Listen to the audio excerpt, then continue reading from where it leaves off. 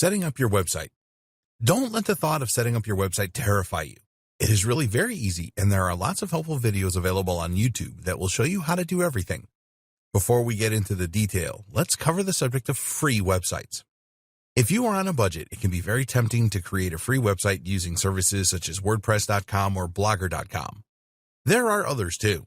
Some people do get started this way, but we wouldn't recommend it. There are two main reasons why free websites are not a good idea.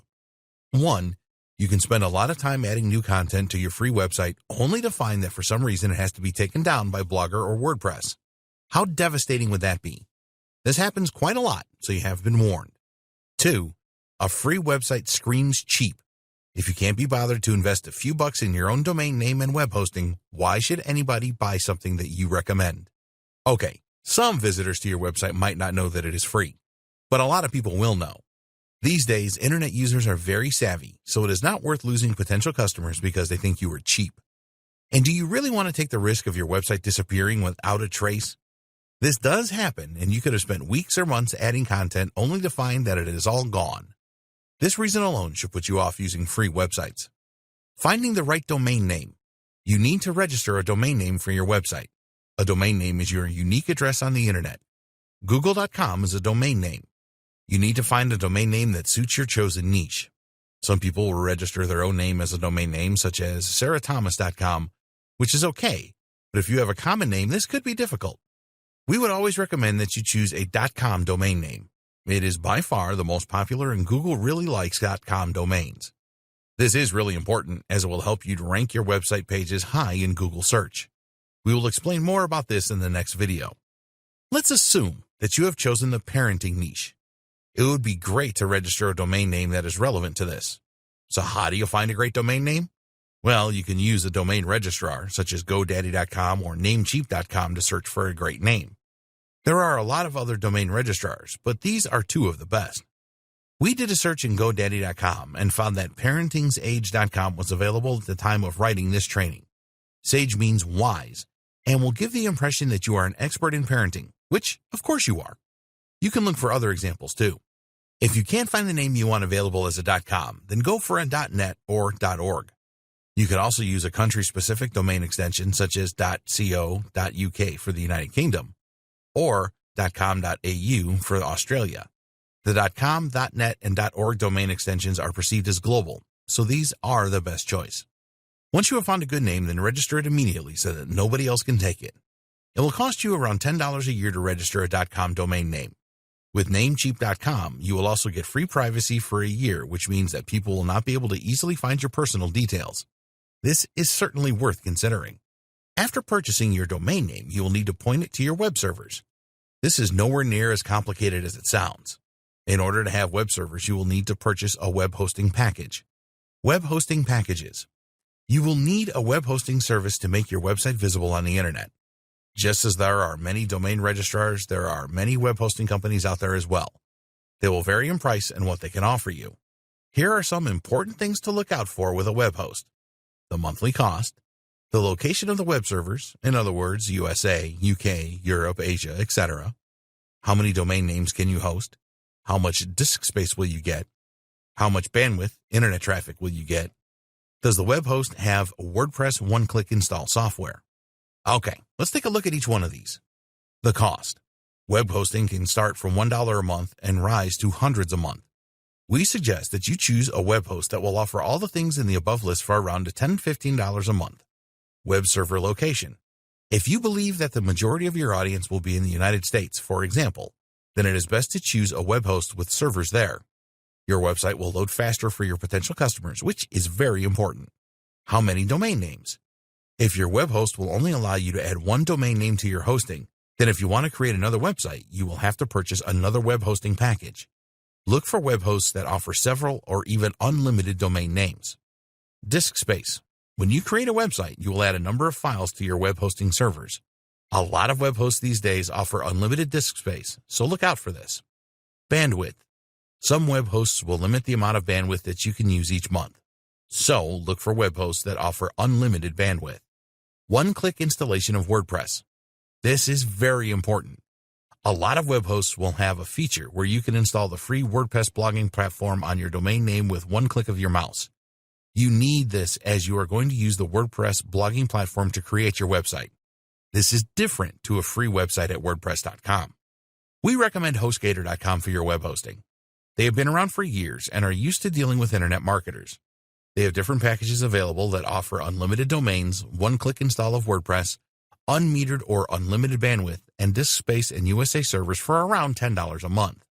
There are lots of other good web hosts available that can provide you with a similar deal. Search for web host comparisons in Google to learn more. Always go for a web host that has the one-click WordPress install feature. When you sign up for your web hosting, they will send you an email with the complete details of your account. Don't worry if this doesn't make any sense to you at all. Just look in the email for your DNS servers. Your web host will normally provide you with 2 DNS server addresses.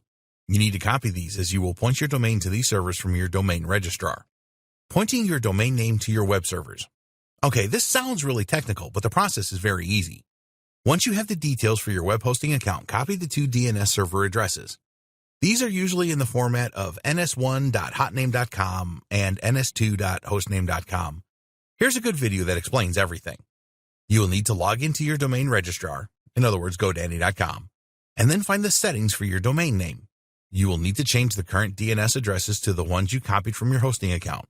Just save the changes and you are done. Usually, this will work pretty instantly, but sometimes it can take a bit of time for the changes to take effect.